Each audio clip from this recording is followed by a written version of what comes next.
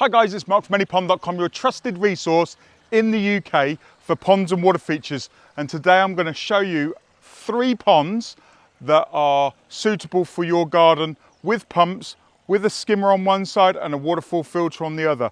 This one here is called the Owl Pond. We've not got any fish in it, but it is suitable for goldfish. This is about 2.5 meters by 1.5 meters. So it's suitable for a number of different gardens. We've not got any fish in here because in the Pond College Gardens we have a family of otters and they eat the fish. Anything in ground that's not fenced off, like the koi palace. If you want to see in the koi palace, you must have a look at my koi palace video. If you just put in the search comments Mark's Koi Palace, then that video will come up. But this is called the Owl Pond, and it's the smallest one out of the 3 that I'm going to show you. And this has got a skimmer on one side and a waterfall filter on the other. Underneath here you've got the skimmer, and over the back there you've got the waterfall filter. I do keep these open to show people because here at Pond College we're all about education and inspiration, and a lot of people say to me, Mark, where's the filter system? So we've left this one. You can see the black mechanics of the filtration system and the skimmer underneath here. This particular pond is absolutely full of water boatmen. Hopefully we'll catch them on the camera. You might be able to see them on the camera. I know it's very, very hard, but I can assure you that there's probably 100 water boatmen in there. Because there's no fish, koi would eat the water boatmen, but we don't have any fish, so we've got a lot of water boatmen in there. It's amazing on what animals like the pond when there's no fish. It could be damselflies. We've got no plants in here. Isn't that funny? Look, there's no water plants in here at all. So this is essentially a freshwater rock pool, 2.5 meters by 1.5 meter, suitable for a number of different gardens in the UK. Now we're going to move on to the next rock pool. So what we've got here is we've got a freshwater rock pool, again, minimal plants. This particular one has got an intake bay in the bottom here. This is an intake bay rather than a skimmer.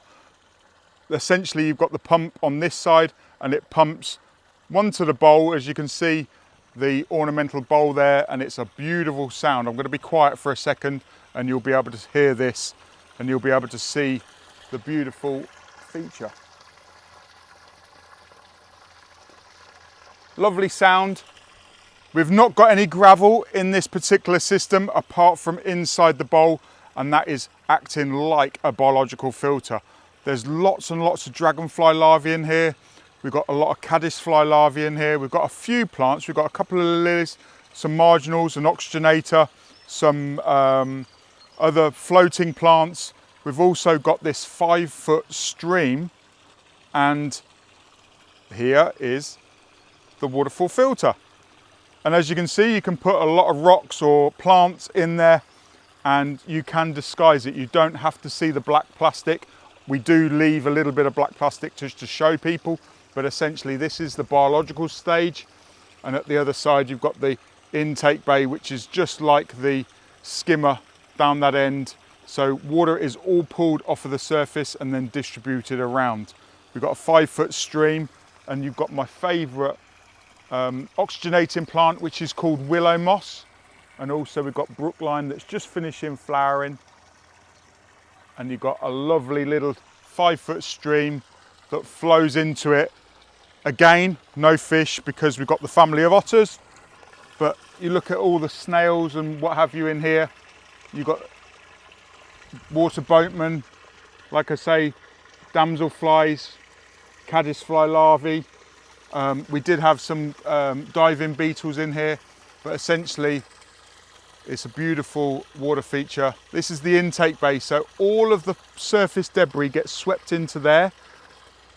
The downside of an intake bay over a skimmer is it's a lot harder to take out the mechanical waste out of an intake bay, but it looks a lot better. So the benefit is it looks a lot better than a skimmer. It's a lot more natural. It's a lot bigger, so you can actually have a lot more water flowing through into an intake bay rather than a skimmer with a 6-inch door or an 8-inch door. And there you go. So this is the Freshwater Rockpool. Apart from, I think it's 7 stones, all of these stones were hand set, and essentially it's a case of, if regulars to the channel will have seen this in progress back in February. If you want to have a look at that, you'd have to go back to the video in February, and you'll see that a bit more of the mechanics and a bit more of liner and stuff around here, and you'll enjoy that. Now we're going to go back to the lockdown pond. This is going to be a regular for viewers. We'll see you over there. So here we've got the lockdown pond. This is the largest pond kit that we actually sell, and we have got a few fish in here. Lou, stay out. Lou, stay out. Luna wants to get in there, but I don't want her to get in there because she'll distract you from what I'm saying. And also, yeah, she's allowed in there, but at the same time, it's a case of I want her to stay out for the moment. So this is a 7 metre by 5 metre pond, and it has got a few fish in there. What I'm going to do with this particular pond is I'm going to grow a lot more water plants in here. We have got the family of otters.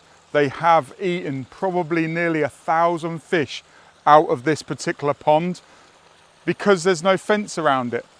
There are a few survivors in there. If you have a look in that corner in the deeper section, which is 3 foot deep, there are 5 fish still in there.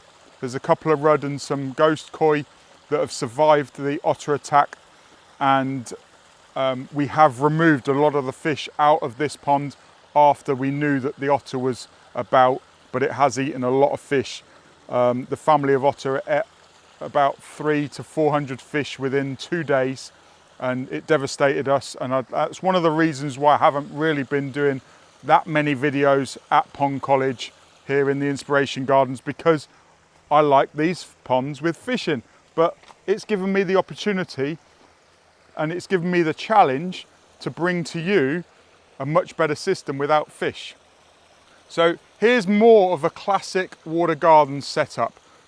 The difference between the last two and this one is there's a lot more plants.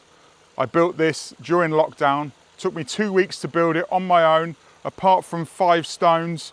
Then I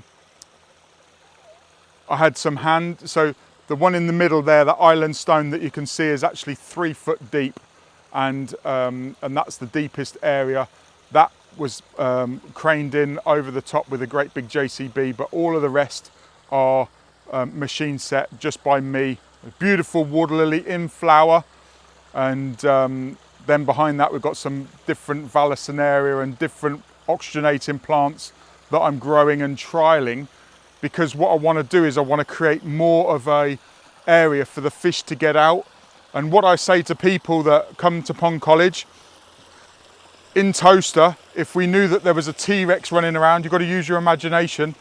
If humans knew that there was a T-Rex running around, you'd go inside, you'd get in the hedge and you would hide, and you would know that you're going to be safe. If a T-Rex came, and you would know that you'd be aware. And it's exactly the same for this pond. If an otter comes down like the T-Rex, we need enough places for the fish to hide. And what I'm actually going to do is I'm going to put some native fish in here potentially, or trial some. So if you've got any ideas, I've got a few ideas. I'm going to probably maybe put in eels or some weather loach or something that the eels would get out the way, the weather loach would get out the way. Sticklebacks really aren't suitable for this particular pond, because I would say it's probably too deep, and unless we had lots of them in there, yes, the otter might not like the stickleback, but at the same time, I think from a Pond College point of view, let's having some eels in there, or something that I can feed and inspire kids. You know, like hand feeding eels, that would be a good thing with some forceps or something like that. We did that in New Zealand and it was great fun. Or either that or putting in some processed chicken for the weather loach. That would be great fun as well. But as you can see, the plants are doing really well. Because of the lack of loads of fish, There is a little bit of blanket weed growing in here. So again, that's one of the reasons why I want to put some fish in there, because the fish will actually turn over the gravel. Like in the lockdown pond, there's a lot of gravel in here and the fish are part of the circulation. So the fish swimming around is part of the circulation. As you can see in front of the skimmer, there's a little bit more of a sort of like a cleaner area. It's because we've got 3 power heads. It's very hard to see them, but we've got power heads in front of the skimmer, and that keeps that clean gravel. And if we move those around, then obviously it keeps the gravel clear. But essentially putting fish in here would keep the pond cleaner, because it kicks it up and puts it onto the skimmer. This here is the mechanical filtration system. So again, like the koi palace, you've got no UV. You've just got a mechanical filter on one side, and then there's a pipe connecting to the waterfall over there, and you can see the waterfall filter. And I've left this a little bit exposed again to show people there's 6,000 biofilms. We haven't actually cleaned this out since October, believe it or not. So there's a lot of debris in there. There's a lot of duckweed and waste, but we are changing this up and playing around with it. So there we go. My name's Mark, the Pond Advisor, and I'm here to support you dream, plan and enjoy ponds and water features. And until next time, I'll see you in another video. I'm going to go and enjoy the feature here and think about what I can do to inspire more people to enjoy when you've got an otter around, because the amount of people that have had an otter devastate, I understand what it feels like now. So I'm going to go and have a sit and think and a drink, and I'm going to come up with a plan. I think it's filling it full of plants, like I said.